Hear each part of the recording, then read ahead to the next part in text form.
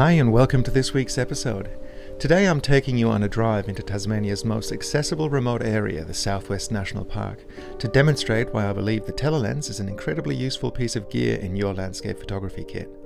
If you're currently thinking about expanding your kit and going beyond the wide lens, this video should give you a good idea of what sort of lens to pick up next.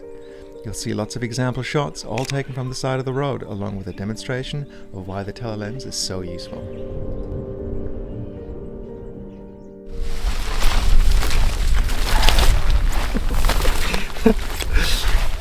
All right. Hi and welcome to Southwest Tasmania. This is the Southwest National Park, which makes up a huge proportion of this island. It's outstanding. It's like a micro New Zealand. Any Kiwi watching this will probably roll their eyes, but it's what we get here in Australia. Oh my God, it's a lot of mud. But what I want to talk to you about today is the benefits of owning a telephoto lens as part of your landscape photography kit. So I started off with a 16-35, which I'm fairly certain you have a wide angle lens as well. And if you want to learn a little bit about my 4 essential techniques of making the most of that, I've linked a video up here. If you want to check it out, give it a look. I think it's quite useful. It gives you an insight into how to compose and move your lens properly to maximize the scene. But what I want to talk about today is my second addition to my kit, and that is 100-400mm focal length. In this instance, it's the Sigma 100-400, which is amazing.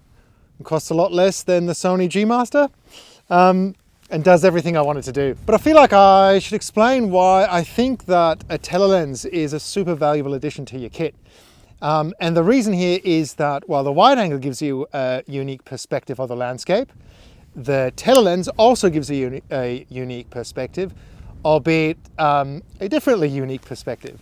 The wide angle, accentuates foregrounds and gives you a vast wide scene, whereas this allows you to narrow in on certain elements of a scene that, spark your interest.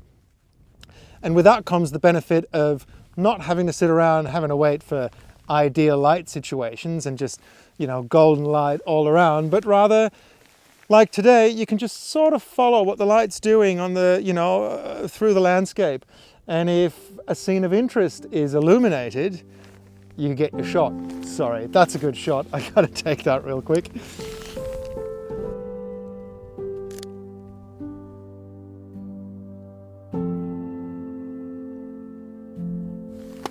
Exact example of what I was talking about. The light around me is rubbish, but there's something happening over there and I can zoom in and get that shot, and it's still good. So I'm going to take another one. Yeah, so the benefits are that you, on the one hand, aren't exactly golden light dependent, and the other one is compositional.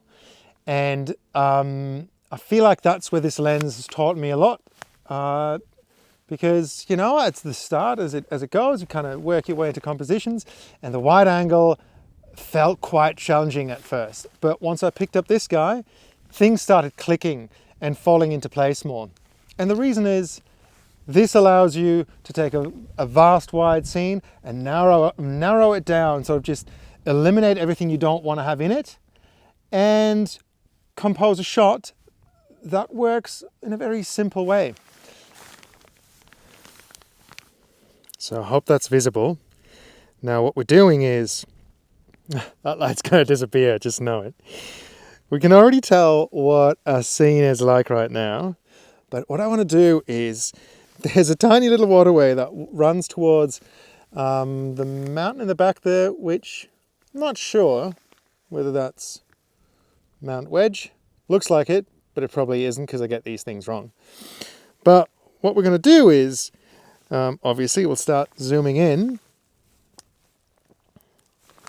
and rather than including all of these elements here to the left and the right, I really just want us to focus on this composition.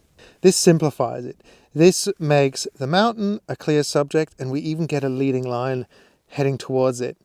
So let's show this again. Further out, kind of cool. You get to see a lot, but you don't quite know what you're looking for. But now when we zoom in, it all becomes a lot more, there we go. It becomes a lot more obvious what we actually want to be looking at. And we're now at 300 mils. Let's actually center that mountain a bit. Okay, and we'll do a bit of a back button focus. That's good. And we've got a self time on because we want to make sure we get a sharp image. We take the shot, and of course the light is gone. But I think I've been able to make the point, I hope at least.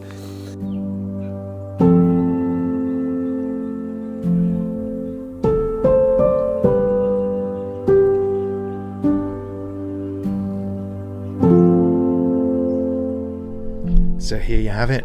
Despite it being a rather flat and uninspiring day, I've been able to walk away with a whole bunch of shots, including some I really quite like. I'd spent that whole day out in the park and never ventured further from the car than just a few meters, and those rough conditions really just opened up an unending potential for compositions which would have been completely out of reach on the wide angle.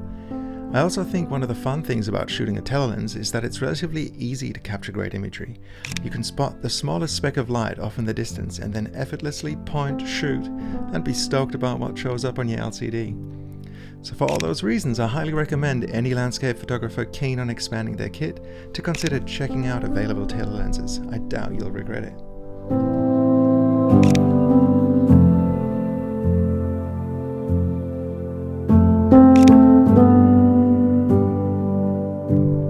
Just a short vlog today, but I hope you enjoyed it nonetheless. If you did, consider liking the video and subscribing to my channel. Thanks in advance, and I'll see you in the next one. Bye.